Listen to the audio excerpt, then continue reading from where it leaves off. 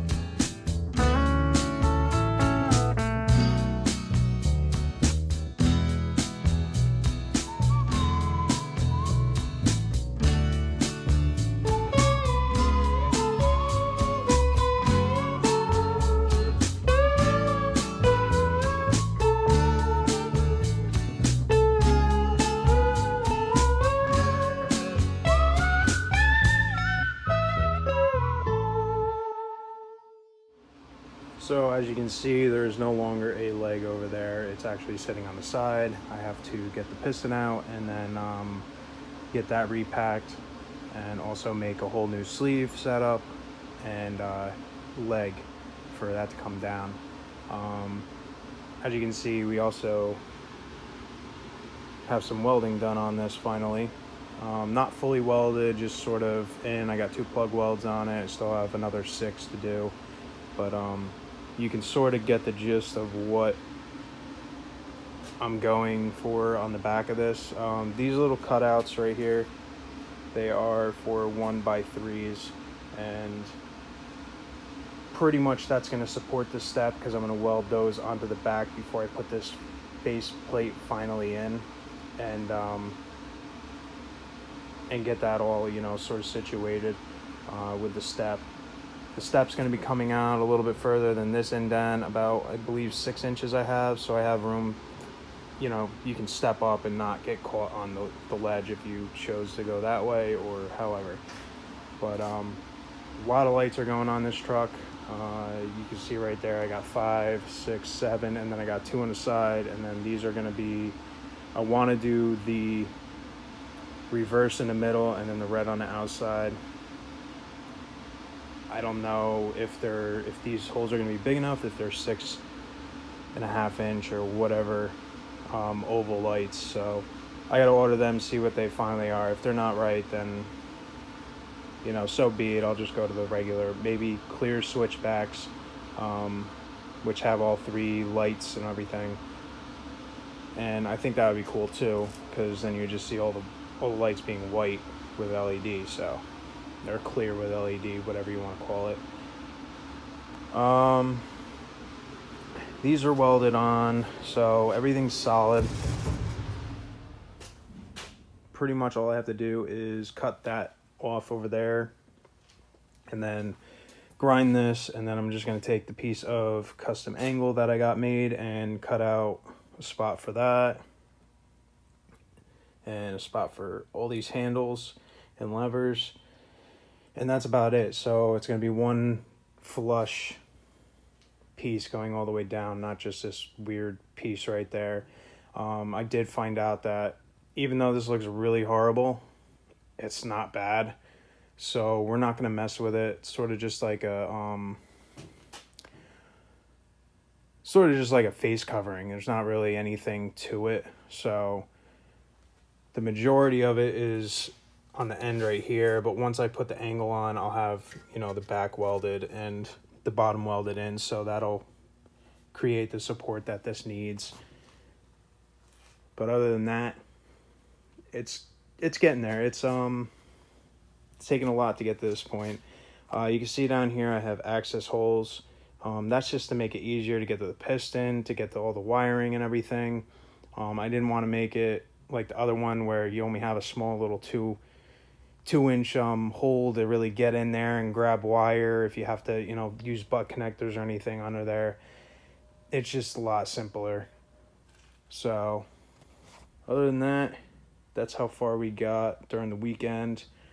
But over here you can see I cut this off, just capped that, pulled the lines through there. I had to cut off that piece because that pin is seized in there, along with these 2 pins down here, which is very crappy. So I'll probably just take the press and press them out and, you know, go from there, see what happens. But other than that, I mean, it's pretty, the leg's pretty self-explanatory on how, you know, how it needs to be. So I'll just get that all done, pull that out, you know, drop that off, get it repacked. I'm not going to do the other side most likely because it's not really in that all that bad of a shape, but I probably will cut like on the bottom a little hole so that I can get any sand or rust or anything that falls down there. That's the main thing with these. It's all capped on the bottom, so if anything gets in the top and goes all the way down, you're sort of screwed. And obviously as it rusts, the rust is going to go down, so therefore you sort of need that hole no matter what. whether it be a little access hole that I just make a cover and bolt over it, whatever it is. But that's where I'm at with this right now. Probably going to work on it a little bit during the week here and there when I have a chance. And probably finish up the back bumper and at least the top part this weekend. And pretty much we're getting somewhere. This truck is a big step closer to getting some primer on it and some Raptor liner all over it. So other than that, thank you guys for watching, and hope you enjoyed this video. This is going to be part 1 of probably 3 parts, I would say. There's a lot involved in this, like I said, so I want to take my time and make sure everything's good. So thanks guys for watching. Make sure you hit that subscribe button. Peace out.